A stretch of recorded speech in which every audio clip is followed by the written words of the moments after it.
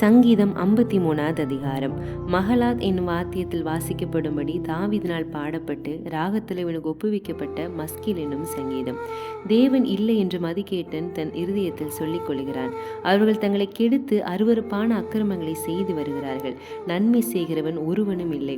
தேவனை தேடுகிற உணர்வுள்ளவன் உண்டோ என்று பார்க்க தேவன் பரலோகத்திலிருந்து மனுபுத்திரரை கண்ணோக்கினார்.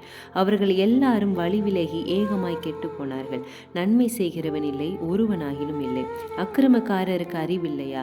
அப்பத்தை பற்றிக்கிறது போல என் ஜனத்தை பற்றிக்கிறார்களே. அவர்கள் தேவனை தொழுது கொள்கிறதில்லை.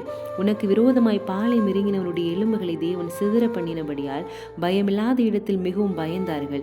தேவன் அவர்களை வெறுத்தபடியினால் நீ அவர்களை வெட்கப்படுத்தினாய். சீயோனிலிருந்து இஸ்ரவேலுக்கு இரட்சிப்பு வருவதாக.